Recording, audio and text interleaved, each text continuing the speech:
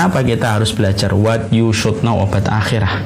Karena dengan kita mempelajari tentang urusan-urusan akhirat akan menumbuhkan rasa waspada kita, akan menumbuhkan rasa takut kita, supaya kita hati-hati di dalam memilih kebenaran, supaya ketika kita memilih kebenaran kita mampu mengikuti kebenaran dengan istiqomah, dan supaya kita dimatikan di atas jalan kebenaran.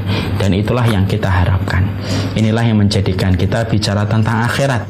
Kita membahas dan membedah tentang urusan-urusan akhirat yang sangat panjang, dimulai dari ketika kita mati, perjalanan alam barzah, bagaimana ketika dibangkitkan, bagaimana perjalanan kita di pengadilan Allah, sampai hari ini kita tetap belajar tentang urusan akhirat kita. Karena dengan membicarakan akhirat akan menumbuhkan rasa takut. Dengan membicarakan urusan akhirat menjadikan kita hati-hati untuk tetap menggenggam kebenaran. Karena seberat-beratnya kita menggenggam kebenaran hari ini, lebih berat dengan berbagai macam kenyataan yang pasti kita akan lewati ketika kita berjalan dalam kehidupan akhirat kelak nanti, kalau kita tidak istiqomah memegang kebenaran pada kehidupan kita. Maka inilah yang menjadikan kita memahami. Nah, inilah yang kemudian menjadikan kita mengerti, kita membahas tentang urusan akhirat. Semoga urusan akhirat ini memberikan kekuatan, memberikan motivasi bagi kita untuk senantiasa berjalan di atas kebenaran, istiqomah di atas kebenaran, menggigit kebenaran dengan gigi geraham kita, dan supaya kebenaran tidak pernah lepas dari kehidupan kita. Ketika kita paham ada kehidupan akhirat yang menggantikan kehidupan kita di dunia. Setelah kita membahas mukadimah itu, mari kita membahas tentang perjalanan kehidupan kita pada setiap estafet dan terminal yang kita lewati. Pada pertemuan yang terakhir kita telah membahas bagaimana manusia dalam perjalanan hisab, kemudian berlanjut pada pembagian kita, berlanjut bagaimana ketika dia ditimbang. Dan kita kemarin sudah mempelajari apa saja yang ditimbang. Ada yang mengatakan yang ditimbang orangnya, ada yang mengatakan yang ditimbang itu adalah bukunya, ada yang mengatakan yang ditimbang itu adalah amalnya. Dan kita sudah mempelajari tentang urusan mizan yang diletakkan oleh Allah, di mana mizan, apabila seluruh alam semesta diletakkan pada mizan timbangan yang Allah tegakkan pada hari kiamat, maka tentulah mizan lebih luas daripada seluruh alam semesta kalau diletakkan di sisi timbangan yang bernama mizan itu. Dan kita sudah membahas itu. Maka setelah kita membahas tentang mizan, maka perjalanan manusia itu menjadi perjalanan yang berat. Tentunya sudah sering saya sampaikan, perjalanan manusia nanti dalam kehidupan di akhirat akan menjadi perjalanan yang melelahkan dan meletihkan tanpa ada rest area untuk beristirahat atau tanpa ada tempat untuk melonjorkan kaki kita. Karena sesungguhnya dari satu episode kepada episode berikutnya tanpa jeda, persis sebagaimana kalung mutiara yang putus. Kalung mutiara itu kalau sudah putus, maka jatuhnya mutiara itu langsung, tanpa ada jeda antara satu mutiara dengan mutiara berikutnya. Itulah bagaimana perumpamaan kehidupan manusia ketika manusia melewati kehidupan di alam barzah, kehidupan di alam akhirat. Setelah selesai, dia dalam urusan mizannya, maka tidak ada kesempatan untuk menarik nafas lega. Sebagaimana ketika seorang pelari ketika menyelesaikan satu putaran, dua putaran, dia bernafas lega atau punya waktu istirahat. Atau tidak sebagaimana perjalanan kita menuju ke Semarang dari Bekasi, ada rest area kemudian kita beristirahat. Tapi perjalanan kemudian dalam perjalanan di akhirat itu perjalanan yang terus mengarah tanpa ada satupun waktu untuk menarik nafas. Dan itu merupakan perjalanan yang paling menegangkan, dan tentunya ini merupakan perjalanan yang paling menakutkan yang pernah terjadi dalam kehidupan manusia. Makanya saya menyampaikan sebuah kabar yang datang dari Nabi, kan ada 3 waktu yang menjadikan setiap manusia itu amnesia terhadap siapapun, tidak ada yang dia ingat kecuali dirinya sendiri. Yaitu adalah ketika mizan, ketika kemudian hisab diletakkan, ketika catatan buku, ketika mizan itu kemudian ketika mizan itu diletakkan, ketika pembagian kitab akan dibagikan, dan ketika berjalan di atas sirat. Inilah kondisi klimaks sampai manusia itu tidak bisa ingat siapapun kecuali dirinya sendiri.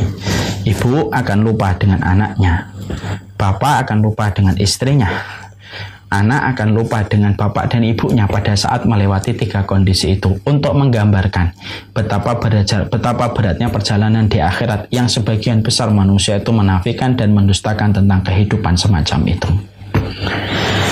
Makanya kemudian setelah manusia itu selesai pada perjalanan, ketika dia selesai di urusan mizannya, manusia akan berjalan pada satu fase berikutnya, ada pada terminal berikutnya. Apa terminal setelah mizan? Terminal setelah mizan itu setelah itu manusia itu akan melewati yang dinamakan dengan haud. Haud itu apa? Telaga. Bahwasanya manusia itu nanti akan menuju kepada satu telaga, di mana pada telaga itulah yang kemudian akan dilewati oleh setiap umat bersama dengan para nabinya, tidak terkecuali Rasulullah SAW dengan umatnya, di mana pada saat itu kita akan mendapati satu telaga, dan telaga itulah yang akan menjadi sebuah tempat berkumpulnya seluruh umatnya para nabi bersama dengan nabi mereka, tidak terkecuali Rasulullah dengan umatnya Rasulullah SAW. Sebelum saya menyampaikan tentang telaga, saya sampaikan dulu. Telaga itu terbagi menjadi dua. Ada telaga yang diletakkan, yaitu telaga yang diletakkan sebelum kita manusia akan melewati sirat. Jadi ada sebuah haud, telaga, kemudian ada sirat, kemudian ada kontoroh. Yaitu ada haud dulu. Haud itu adalah telaga. Setelah telaga itu manusia berarak lagi menuju kepada sirat. Sirat adalah jembatan yang nanti kita akan terangkan sifat dan cirinya. Setelah melewati sirat akan berada pada tempat yang bernama kontoroh. Kontoroh itu tempat kumpul, sebuah jembatan di mana berkumpul manusia di tempat itu secara ramai sebelum mereka nanti rame-rame memasuki surga. Karena manusia ketika memasuki surga, masuknya ke surga itu rame-rame. Wasiqal ladzina taqaw rabbahum ilal jannati zumara. Mereka manusia itu akan memasuki surga itu rame-rame. Ada tempat yang bernama kontoroh. Di kontoroh ini, maka setiap manusia di tempat kontoroh ini, mereka nanti akan diselesaikan urusan-urusan yang belum selesai. Misalkan ada di antara penduduk surga yang dulunya saling membenci, ya, maka kemudian mereka akan dicabut itu rasa kebencian yang pernah ada di hati mereka. Yang dulu pernah ada masalah yang belum selesai ketika di dunia, kalau mereka sudah melewati sirat, maka di kontoroh itu kemudian akan diselesaikan semua masalah yang pernah terjadi di antara kaum muslimin. Sebelum nanti akhirnya mereka masuk ke dalam surga dengan kondisi hati yang sudah bersih dari rasa ghil, rasa benci kepada saudaranya. Itu namanya kontoroh. Sebelum kontoroh namanya sirat. Sebelum sirat namanya haud. Haud itu adalah tempat kumpulnya setiap manusia, setiap umat bersama dengan nabinya di sebuah telaga. Makanya di dalam haud, di dalam haud itu merupakan kata dari bahasa Arab yang artinya adalah telaga, dan air dari telaga ini merupakan air dari surga. Ini merupakan air dari surga. Jadi ada sebuah telaga di surga, airnya itu mengalir sampai kepada haud yang ada dan posisinya sebelum sirat. Itulah yang disebut dengan haud. Makanya sebelum kita membahas tentang itu, tentunya kita harus memahami dulu bahwasanya ketika kita membicarakan tentang haud, maka sesungguhnya kita ini mungkin akan bertanya, kan nanti setiap para nabi dan para rasul mendapatkan telaganya, ya Ustadz. Betul, mereka akan mendapatkan telaganya dan mereka akan dikumpulkan bersama dengan umatnya masing-masing. Pertanyaan kita, bagaimana Rasulullah itu mengenali umatnya? Bagaimana Rasulullah itu mengenali umatnya? Karena setiap umat nanti akan dikumpulkan secara keseluruhan dari awal sampai akhir oleh Allah dari setiap manusia. Bagaimana Rasulullah SAW itu akan mengenal umatnya yang akan diberikan akses untuk berkumpul di telaganya Rasulullah SAW? Mari kemudian kita mendapati sebuah riwayat yang disampaikan, innakum ta'tuna yaumal qiyamati ghurran muhajjilina min asaril wudu. Maka kemudian para ulama itu menyampaikan bahwasanya ada dua takwil, ada dua interpretasi bagaimana umatnya Rasulullah SAW ketika umatnya Rasulullah dikenali oleh Nabi. Yang pertama dari bekas air wudu, ghurran muhajjilina yaumal qiyamah, yaitu dari bekas air wudhu yang pernah mereka lakukan ketika mereka hidup di dunia. Maka bekas air wudhu itulah yang akan membekas, dan itulah yang menjadi tanda Rasulullah SAW mengenali masing-masing dari umatnya. Mari kita membaca di dalam salah satu riwayat. Mas, riwayatnya sampaikan, inna khawdi ab'adu min ailah min adan lahu ashaddu bayadun min asalji wa ahla min al asali bil labani wala aniyatuhu aktsaru min adadin nujum wa inni la asudun nasa anhu kama yasuddur rajul ibilan nasi an haudhihi. Qalu ya Rasulullah ata'rifuna yawma idzin? Qala na'am lakum sima laisat li ahadin minal umam tariduna alayya ghurran muhajjilina min asaril wudu. Rasulullah Shallallahu Alaihi Wasallam itu sudah menyebutkan bahwasanya tentang sebuah dalil tentang adanya sebuah haud yang akan menjadi tempat kumpulnya. Jadi setelah perjalanan berat, kita nanti akan kemudian mendapati sebuah telaga. Rasulullah Shallallahu Alaihi Wasallam kemudian mengatakan, sesungguhnya telagaku lebih jauh daripada kota Ailah dengan kota Aden, artinya jaraknya sangat jauh.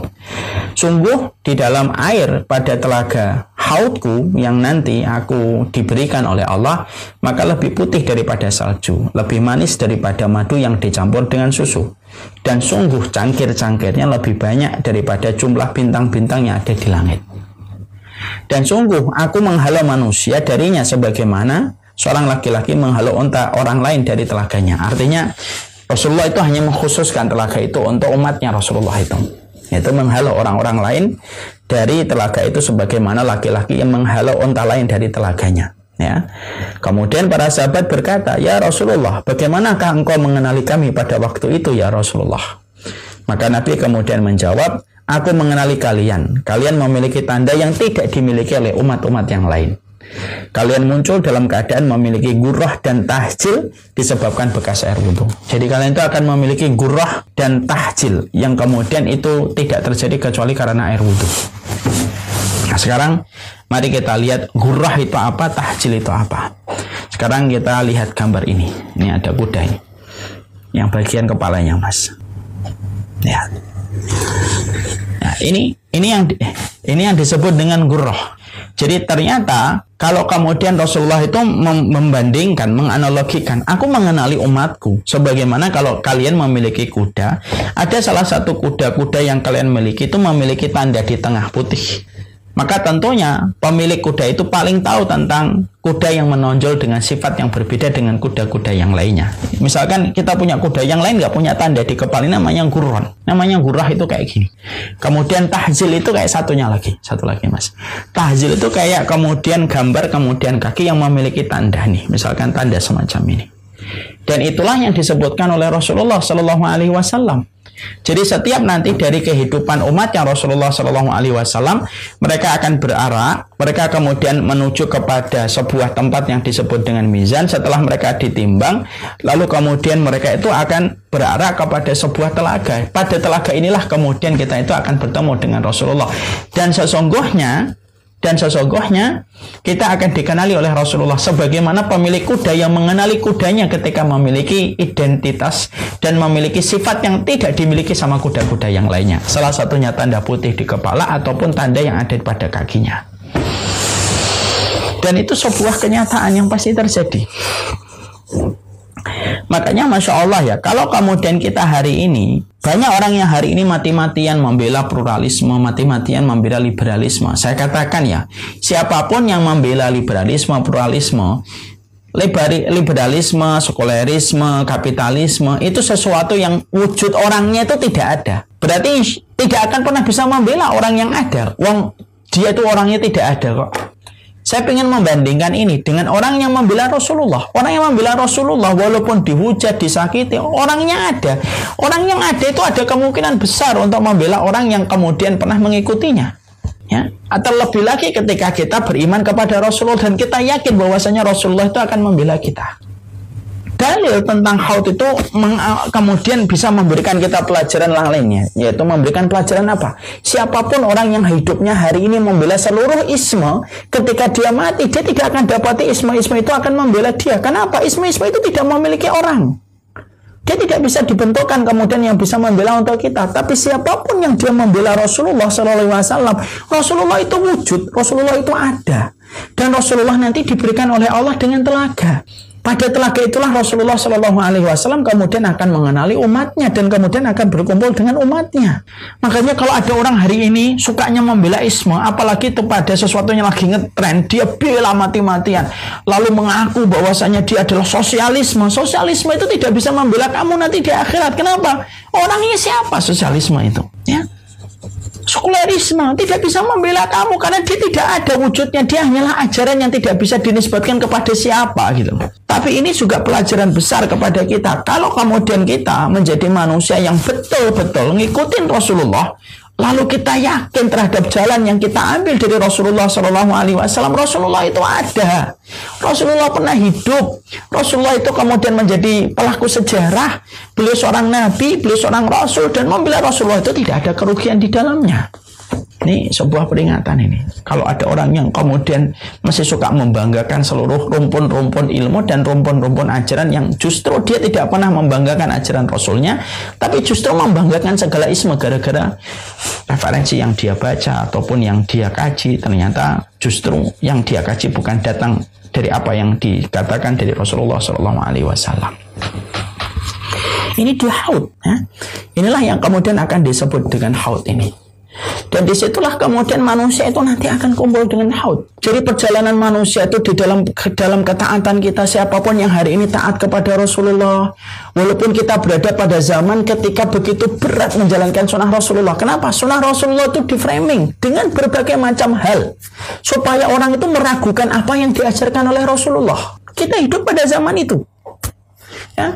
Makanya Rasulullah SAW itu mengatakan innama tunqadu ural Islam urwatan. Sesungguhnya nanti Islam itu akan terurai seutas demi seutas. Ya. Sebagaimana tali terurai dengan seutas. Dan yang pertama kali terurai itu sunnahnya Rasulullah. Hari ini kalau kita bicara tentang sunnah Rasulullah itu seakan-akan asing. Kalau kita bicara tentang tuntunan dan syariat yang disampaikan oleh Rasulullah itu seakan-akan banyak orang yang melihat itu dari kejauhan dengan pandangan aneh dan sinis. Tapi beratnya seseorang ketika mereka menjalankan sunnah Rasulullah SAW, beratnya mereka menjalankan sunnah Rasulullah itu akan dibayar cash dan kontan. Bahkan sebelum masuk surga, mereka pun akan berjumpa di telaganya Rasulullah SAW. Karena apa? Karena Rasulullah SAW adalah orang yang paling peduli dengan sahabatnya, yang beriman kepadanya walaupun belum pernah berjumpa dengan beliau. Makanya Rasulullah itu rindu kepada sahabat-sahabat yang semacam ini. Jadi Rasulullah itu rindu kepada sahabat-sahabat yang semacam ini. Ya. Makanya pernah kan Rasulullah itu, saya ingin bertemu dengan sahabatku. Bukankah kami sahabatmu ya Rasulullah? Rasulullah mengatakan orang yang beriman setelahku walaupun mereka tidak pernah berjumpa denganku. Makanya kedudukan orang ketika mengamalkan sunnah pada saat orang itu sedang berlari meninggalkan sunnah Rasulullah, meninggalkan syariat sunnah, lalu ada orang yang komit terhadap sunnah, maka mereka mendapatkan keutamaan pahala yang besar di sisi Allah. Makanya pernah ada satu dialog antara seorang sahabat, yaitu seorang sahabat Sa'ad kepada Rasulullah ketika habis perang. Pedangnya Sa'ad itu masih berlumuran dengan darah. Lalu Sa'ad ini berkata, apakah ada orang yang lebih utama daripada kami ya Rasulullah? Aslamna wa jahadna ma'aka. Beliau mengatakan, kami berislam ya Rasulullah, dan kami masuk kemudian berjihad bersama engkau ya Rasulullah. Ada nggak orang yang lebih utama daripada kami ya Rasulullah? Para sahabatmu ini yang telah kami berislam dan telah kami berjihad bersamamu ya Rasulullah. Maka Rasulullah saat itu mengatakan, bala,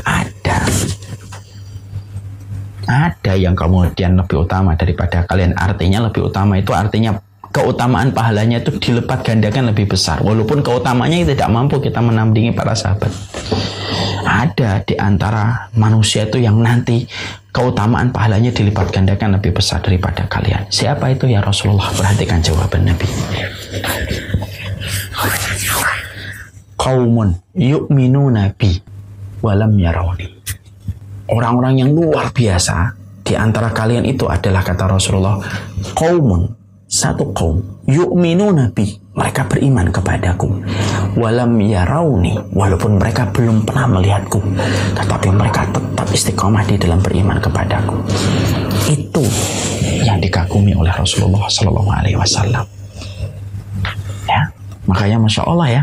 Tadi makanya kenapa saya sampaikan dulu tentang zaman fitnah. Karena saya tahu hari ini saya akan menyampaikan tentang haud. Dan tentang haud itu menjelaskan kepada kita semua dahaga, semua rasa haus, semua rasa lelah, keletihan, pengorbanan yang kita berikan ketika kita membaktikan hidup kita dengan apa yang diajarkan oleh Rasulullah, lalu kita mengajarkan itu kepada istri, anak-anak kita, dan kita bangga dengan apa yang kita ajarkan untuk anak-anak kita, walaupun mungkin 1000 manusia akan meninggalkan kita yang tidak tersisa kecuali hanya 2 dan 3 orang yang bersama dengan kita. Orang semacam itulah yang dirindukan oleh Rasulullah SAW. Orang semacam itulah yang dirindukan oleh Rasulullah. Dan orang semacam itulah yang nanti akan berjumpa dengan Rasulullah di sebuah telaga yang disebut dengan Telaga Al-Kautsar, disebut dengan haud sebelum perjalanan berikutnya menuju ke Sirat. Makanya Masya Allah ya, yang dinamakan dengan jamaah itu mawafaqal haq wa in kunta wahdak. Yang dinamakan dengan al-jamaah itu al-sunnah wal jamaah itu apa sih? Al-jamaah itu artinya apa sih? Al-sunnah wal jamaah. Al-jamaah itu dikatakan oleh Abdullah bin Mas'ud, ma wafaqal haq wa in kunta wahdak, yaitu adalah kamu sesuai dengan kebenaran yang diajarkan Nabi walaupun kamu sendirian. Ya, karena setan hari ini kalau tidak bisa memurtadkan manusia dari agama Allah, para ulama menjelaskan, kalau setan tidak bisa memurtadkan manusia semuanya dari agama Allah, yang mereka lakukan adalah mendefinisikan kembali tentang Islam menurut versi mereka dan bukan menurut versi Rasulullah. Dibuatlah Islam tatanan dunia baru atau Islam paradigma baru. Islam paradigma baru itu artinya apa sih? Ujungnya mengganti pemahaman Islam supaya pemahaman kita tentang keislaman tidak sama dengan apa yang dipahamkan oleh Rasulullah. Dan sesungguhnya itulah di antara jebakan-jebakan yang manis, yang lembut tanpa disadari. Ketika seseorang terperosok, kalau sudah terperosok, maka sesungguhnya dia telah keluar dari apa yang disabdakan oleh Rasulullah SAW. Padahal Allah sudah wanti-wanti kepada kita. Falyahdharil ladzina yukhalifuna an amrihi an tusibahum fitnah aw yusibahum adzabun alim. Hati-hati loh kalau hidupmu sampai menyelisihi perintah yang disampaikan dan diajarkan oleh nabiku, kamu akan mendapatkan fitnah dan kamu akan mendapatkan adab yang pedih. Ya. Makanya hari ini menggenggam kebenaran itu berat luar biasa. Hari ini mengikuti kebenaran itu sulitnya luar biasa. Jalan kebenaran itu jalan yang panjang. Yang lelah akan lelah. Yang letih akan letih. Yang ngikutin akal akan ngikutin akal. Yang ngikutin perasaan akan ngikutin perasaan. Yang ngikutin trending akan ngikutin trending.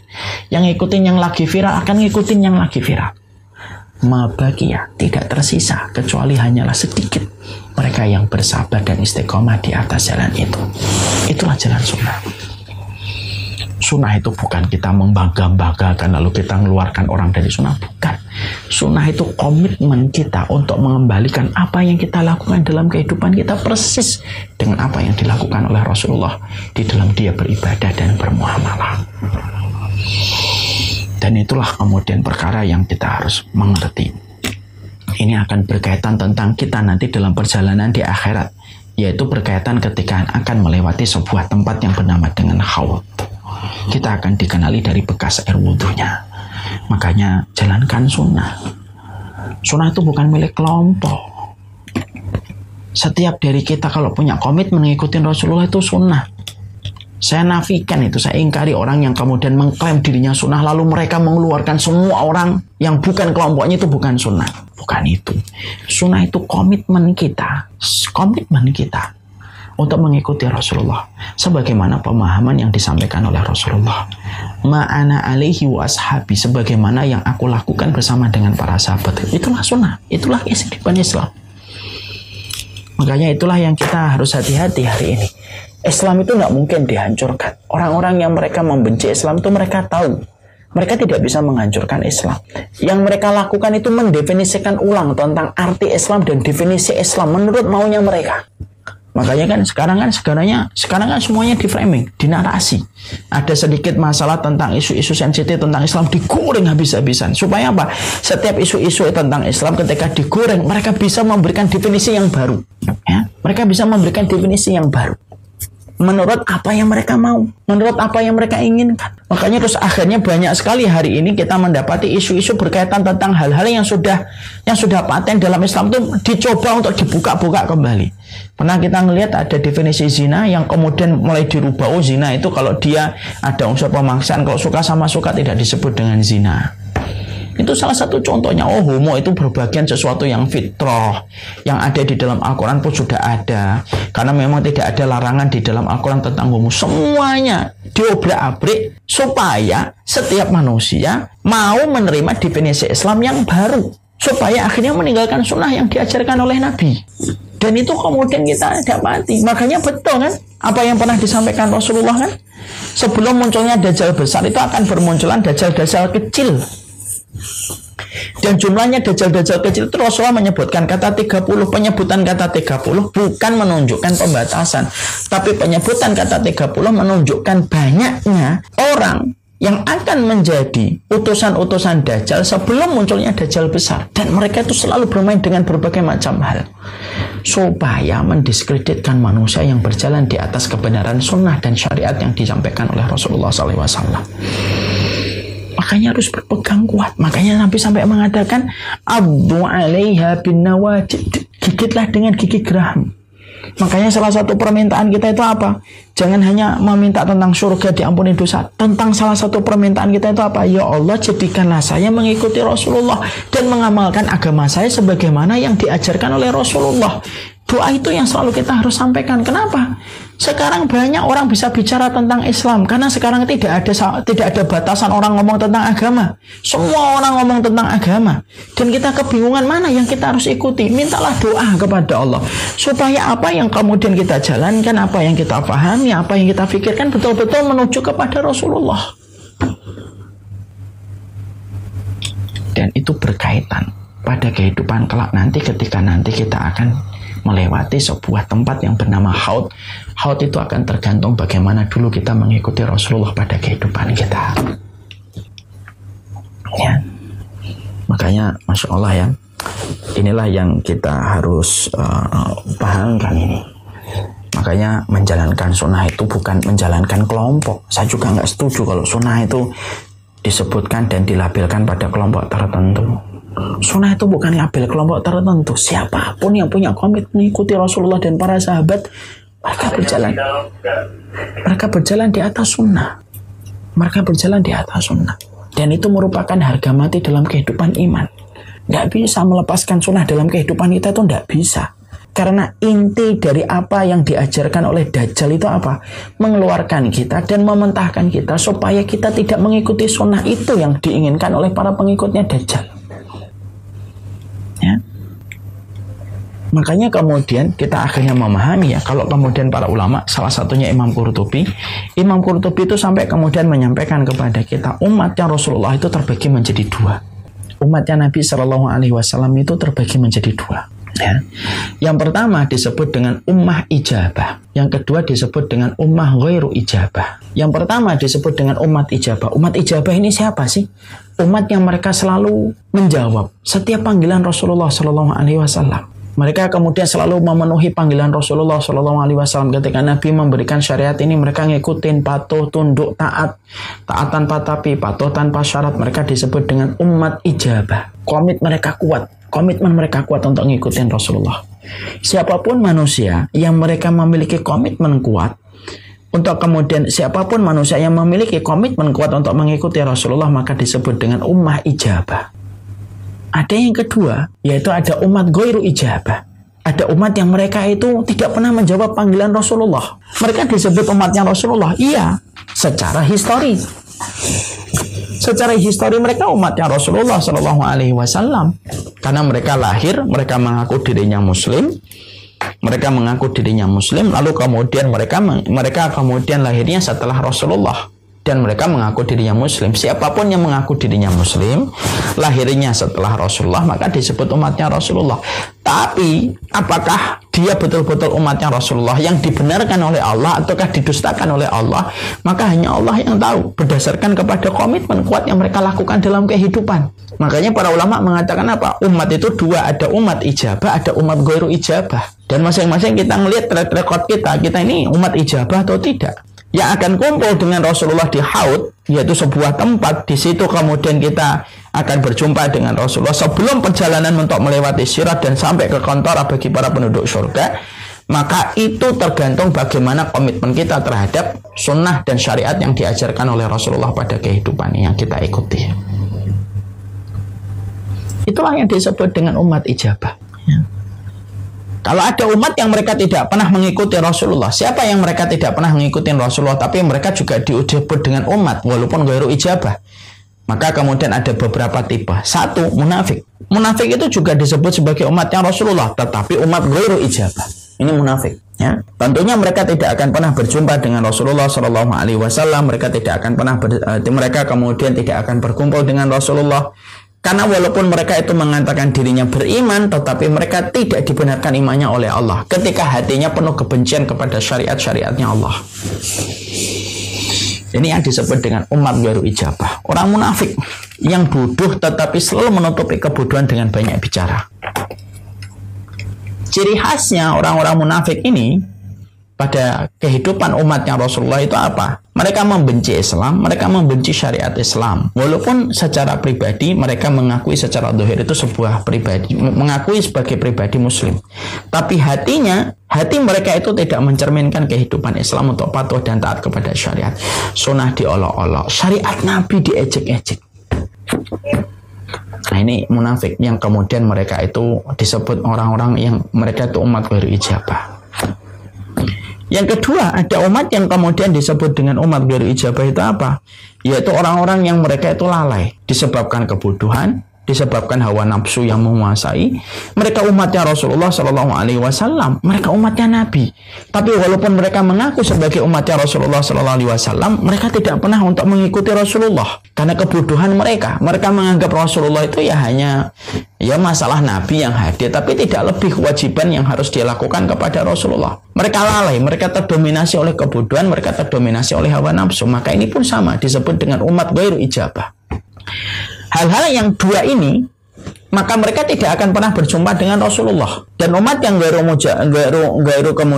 ijabah yang ketiga, yaitu umatnya Nabi yang asalnya beriman kepada Rasulullah, kemudian dia murtad. Maka ini juga disebut dengan ghairu ijabah. Makanya tiga ini tidak akan pernah berjumpa dengan Nabi SAW di Telaga Al-Kautsar. Walaupun mereka wudhu. Tapi wudhu mereka tidak akan membekas di kepala mereka dan tidak akan membekas itu ghurran muhajirin di kaki mereka. Kenapa? Karena kemunafikan, kemurtadan dan kebodohan itulah yang menjadikan mereka itu tidak memiliki tanda-tanda umatnya Rasulullah walaupun wudhu. Tidak setiap orang yang wudhu di antara umatnya Rasulullah itu akan membekas air wudhunya sampai dia betul-betul beriman kepada Rasulullah dengan benar. Jadi kalau ada orang dia mengatakan dirinya beriman, ketika dia mengatakan dirinya itu beriman, tetapi kemudian dia imannya tidak menghujam kepada hatinya, wudhu itu tidak akan membekas dan tidak akan menghasilkan ghurran muhajjilina min asaril wudhu yang tadi disebutkan Nabi, itu tidak akan nampak. Karena sesungguhnya ghurran muhajjilina itu hanya datang dan hanya ditampakkan. Hanya datang dan ditampakkan kepada orang yang betul-betul beriman kepada Rasulullah SAW. Makanya hadisnya cukup terkenal kan? Bagaimana orang-orang yang murtad, orang yang mereka munafik, mereka yang melakukan perkara-perkara yang tidak dicontohkan oleh Rasulullah, ataupun orang-orang yang lalai, dominasi dengan kebodohan. Tiga kelompok ini yang tidak akan berjumpa dengan Nabi. Dia tidak akan pernah bertemu dengan Rasulullah SAW. Makanya pada waktu ada kejadian di Haud yang sama-sama kita sudah sering mendengar penjelasannya, ketika di Haud tiba-tiba datang serombongan orang. Rasulullah itu melihat ini umatku ini. Lalu kemudian ternyata umat ini mendatangi Rasulullah di Haud itu, di telaga itu. Lalu ditutup. Lalu kemudian ada sebuah penghalang, tembok yang begitu tebal yang menjadikan Rasulullah tidak bisa berkumpul dengan segerombolan orang yang begitu banyak ini. Sampai Rasulullah Shallallahu Alaihi Wasallam itu berkata, innahum ummati, mereka itu umatku, mereka itu umatku. Lalu dijawablah apa yang disampaikan Nabi dengan sebuah suara, innahum ummatuka walakinnahum ahdatsu ba'daka. Betul Muhammad, mereka itu adalah umatmu, tapi kamu tidak tahu apa yang menimpa kepada mereka dan apa yang mereka lakukan setelah sepeninggalmu. Maka kemudian Rasulullah itu berkata, suhkon liman ghayyara ba'di. Rugi, celaka mereka yang mengganti-ganti setelah aku tinggalkan mereka. Dan para ulama mengatakan ada 3, murtad, munafik, dan orang yang melakukan sesuatu yang tidak pernah diperintahkan oleh Rasulullah Sallallahu Alaihi Wasallam. Dan itulah orang-orang yang mereka tidak akan pernah berjumpa dengan Rasulullah di telaga yang disebut dengan Al-Haud. Termasuk orang-orang yang mereka tidak ngikutin Rasul itu apa? Membela ismo yang justru bertabrakan dengan apa yang diajarkan Rasulullah. Banyak nggak orang hari ini mengaku dirinya saya muslim, tapi dia membanggakan sosialisme daripada sunnahnya Rasulullah. Dia membanggakan pluralismenya daripada yang diajarkan Rasulullah. Dia membanggakan sekularismenya daripada apa yang disampaikan Rasulullah. Tidak mungkin perjumpaan itu tidak memiliki syarat. Setiap perjumpaan pasti memiliki syarat. Setiap perjumpaan itu pasti memiliki syarat. Dan syarat perjumpaan kita dengan Rasulullah di telaga Al-Haud itu sebelum nanti melewati sirat, syaratnya adalah seberapa besar komitmen kita mengikuti sunnah Rasulullah dalam kehidupan kita. Ya. Maka itulah yang akan menjadi jawaban. Itulah yang akan menjadi sebuah penjelasan serta menjadi penjabaran. Seberapa besar kita itu akan dikumpulkan dengan Nabi ketika kita melihat seberapa besar komitmen kita untuk melaksanakan sunnah Rasulullah dalam kehidupan kita. Walaupun hari ini syariat Nabi dipinggirkan, dipojokkan, digoreng dengan berbagai macam isu terus, supaya orang itu menjauhi dari sunnah yang diajarkan oleh Rasulullah Sallallahu Alaihi Wasallam. Maka orang yang meninggalkan kebenaran sunnah, tidak menggigitnya dengan gigi geraham, tidak menggenggamnya dengan genggaman yang kuat, lalu mereka tidak beriman dengan apa yang diajarkan oleh Nabi, mereka tidak akan disebut dengan umat istijabah. Mereka disebut dengan umat ghairu istijabah. Orang pengen ketemu pemain bola, syaratnya harus dia penuhi. Beli tiket, hadir pada tepat waktu, pada tempat yang ditentukan, baru bisa ketemu dengan pemain bola yang dia idolakan. Itu pun dari kejauhan. Apalagi ketika kita bicara tentang kehidupan akhirat kita. Yang menyelamatkan kita setelah Allah, itu adalah Rasulullah, dengan izin yang Allah berikan kepada Rasulullah, dengan syafaatnya. Dan ini bicara tentang keimanan. Perkara ini tidak bisa dilogika. Perkara ini harus diimani. Perkara ini harus diimani. Karena logika kita tidak akan masuk. Makanya kalau kemudian kita lihat kenapa orang sebegitu kuatnya mengamalkan sunnah. Karena dia paham, dia mengimani. Dia ingin berjumpa dengan Nabi. Dan setiap perjumpaan itu selalu memberikan isyarat. Memberikan syarat. Yang harus kita penuhi setiap syarat itu. Dan itu yang kemudian kita harus paham. Haud itu merupakan salah satu tempat yang akan menjadi tempat kumpulnya Rasulullah dengan para umatnya. Dan ternyata ada banyak sekali di antara umatnya Nabi yang tidak berjumpa dengan Rasulullah Sallallahu Alaihi Wasallam. Makanya inilah yang menjadikan kita terus amalkan apa yang bisa kita lakukan dari amal itu. Walaupun tampaknya kecil, walaupun hanya sholat 2 rakaat setelah wudhu, tidak apa-apa, lakukan. Bisa jadi pada perkara itulah kamu akan berjumpa dengan Nabi di telaga Al-Haud. Ada yang punya kebiasaan, kalau menyebutkan Rasulullah dia wudhu misalkan, dia tidak mau menyebutkan nama Rasulullah, nama Allah kecuali dia berwudhu. Bisa jadi amalan sunnah itulah yang kemudian dia akan menyelamatkan dia nanti dan mempertemukan dia dengan Rasulullah. Jangan pernah memandang sunnah yang kecil dan besar. Selama kita mampu, kerjakan. Selama kita tidak lupa. Karena konsisten dengan satu sunnah itu lebih baik daripada kita melakukan banyak sunnah tapi hanya satu momen dan satu waktu setelah itu kita tinggalkan. Makanya di antara sunnah yang begitu banyak, ambil salah satunya itu apa? Apa sih yang Allah bagikan sunnah kepada dirimu itu apa? Potensi sunnah yang kamu mudah mengerjakan itu apa? Saya diberikan potensi sunnah itu, Ustaz, gampang nolong. Ya sudah, jaga itu. Mungkin Allah memudahkan kamu di situ. Pada perkara itulah yang akan menjadikan kamu akan berjumpa dengan Rasulullah. Saya dimudahkan, Ustaz, untuk kemudian saya itu selalu berwudu sebelum tidur. Jaga itu. Jangan pernah tidur kecuali kamu berwudu. Bisa jadi sunnah yang kamu lakukan secara konsisten itulah yang akan memantaskan kamu untuk berjumpa dengan Nabi di Telaga Al-Haud. Sunnah itu banyak. Sunnah itu banyak. Dan kita tidak pernah tahu di antara sunnah yang kita lakukan manakah yang akan mempertemukan kita dengan Rasulullah dan menjadikan kita umat ijabah bagi Rasulullah. Jadi kalau kita ingin menjadi umat ijabah, karena umat ijabah itu nanti kumpul dengan Rasulullah di Telaga Al-Haud, yang airnya lebih ahla minal asal, yang airnya itu lebih manis daripada madu, yang mana putihnya lebih putih daripada susu, maka harus ada satu komitmen dan konsistensi kita terhadap sunnah, yang dengan sunnah itu yang akan mempertemukan kita dengan Rasulullah. Itu yang akan memperjumpakan kita dengan Nabi Sallallahu Alaihi Wasallam. Dan itulah yang kemudian harusnya senantiasa kita pegang, kita kuatkan sunnah itu dalam kehidupan kita. Saya tahu bahwasanya tidak setiap dari kita dimudahkan untuk melakukan setiap amalan sunnah. Betul, kalau memang kita tahu tidak setiap perkara itu kita dimudahkan untuk mengamalkan sunnah. Setidaknya, apa sih yang Allah mudahkan untuk kamu mengamalkan sunnah itu yang apa? Pada apa yang Allah mudahkan untuk kamu mengamalkan sunnah, pada perkara itulah yang kamu kerjakan. Kalau kamu berat untuk konsisten pada perkara itu, ingatlah haud. Di tempat itulah kamu nanti akan berjumpa dengan Nabi. Di tempat itulah kamu akan bercengkrama dengan Rasulullah. Sebelum perjalanan melewati sirat dan sebelum perjalanan yang menegangkan ketika melewati di atas sirat itu. Coba. Itu perjalanan yang berat dan kita akan diberikan oleh Allah dengan al-haud. Makanya orang kalau sampai membenci sunnah dalam kehidupan mereka, mereka lah yang terputus dari rahmatnya Allah. Dan dalam kehidupan di akhiratnya mereka akan terlunta-lunta. Kenapa? Siapapun yang membela selain Rasulullah, maka yang membela selain Rasulullah itu tidak akan bisa untuk membela dia, kecuali orang yang dia bela selain Rasulullah adalah orang yang ikutin Rasulullah. Selain yang berkaitan tentang Rasulullah itu tidak bisa membela, Pak.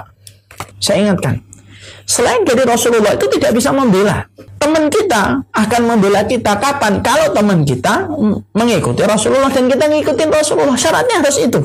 Karena iman kita kepada Allah itu, syarat sahnya itu tergantung kepada iman kita kepada Rasulullah. Makanya kan kita mendapati di dalam ayat atiullaha wa atiur rasul. Taatlah sama Allah, taatlah sama Rasul. Kenapa taat sama Allah dan Rasul selalu digandingkan terus menerus oleh Allah di banyak ayat? Karena taat kepada Allah itu tidak akan diterima sampai taat kepada Rasul. Makanya siapapun tidak bisa menolong kita kecuali itu hanyalah Rasulullah dan apapun yang berkaitan tentang Rasulullah. Ya. Makanya Abu Lahab saja setiap hari Senin diringankan itu sisanya sedikit oleh Allah gara-gara dia pada waktu kelahiran Rasulullah, beliau kemudian dia sedekah dengan kambing atau kemudian membebaskan budak. Kalau tidak salah membebaskan budak, dia membebaskan budak ketika kelahiran Rasulullah. Apapun yang berkaitan Rasulullah itu akan menjadi kelapangan dalam urusan akhirat dengan izin Allah, dengan izinnya Allah. Karena kedudukan Rasulullah Shallallahu Alaihi Wasallam yang begitu kuat pada kehidupan manusia.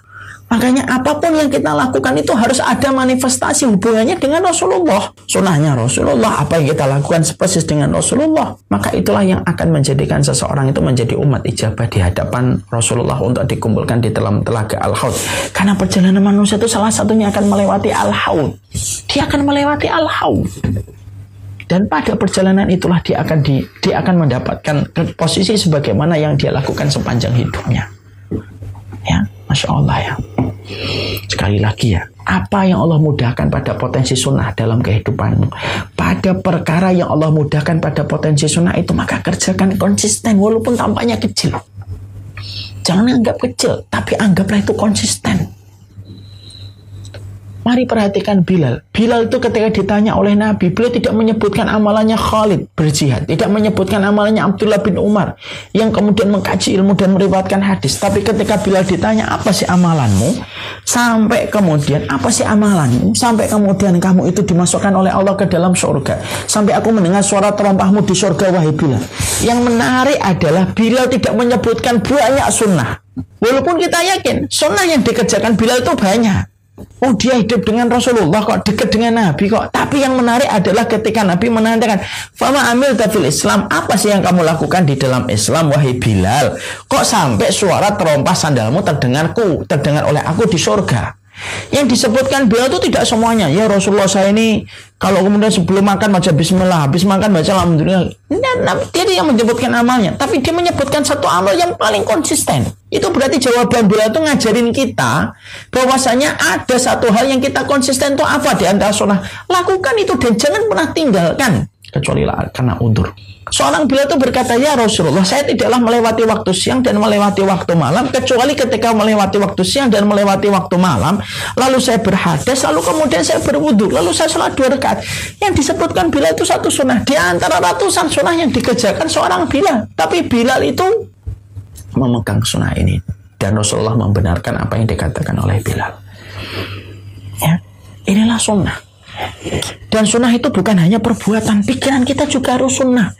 Mendidik harus sunnah, mendidik anak harus sunnah, berkeluarga harus betul terus sesuai dunia. Kalau menyelenggarakan pernikahan harus sunnah, karena sunnah itu bukan hanya perbuatan, masalah wudhu, baca bismillah. Memang ada sunnah-sunnah di dalam perbuatan, tetapi ada sunnah di dalam pikiran.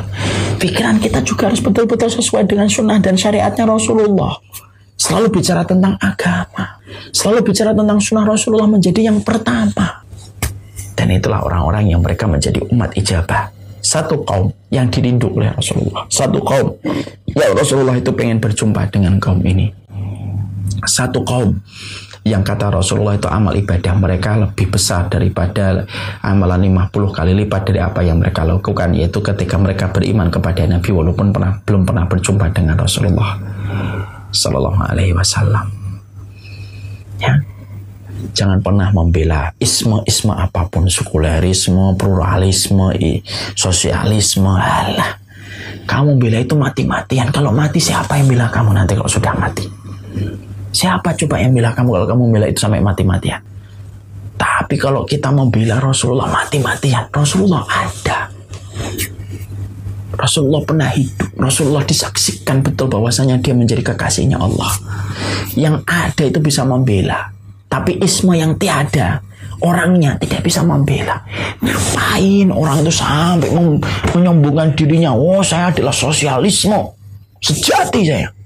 Siapa yang bela kamu nanti kalau mati? Karl Marx. Siapa sih yang bela kamu itu nanti? Siapa sampai kamu banggakan ajaran semacam itu?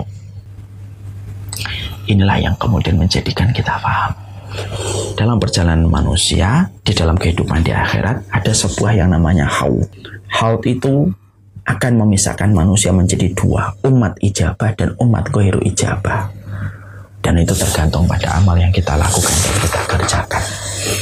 Dengan komitmen kita yang besar kepada syariat Allah dan Rasulnya. Wassalamualaikum warahmatullahi wabarakatuh. Nah, ini yang dapat kita sampaikan pada pertemuan hari ini. Semoga Allah memberikan keberkahan dalam setiap urusan kita. Setelah haud, nanti kemudian kita akan bicara tentang sirat, ya. Setelah haud, manusia bergerak kembali menuju ke sirat.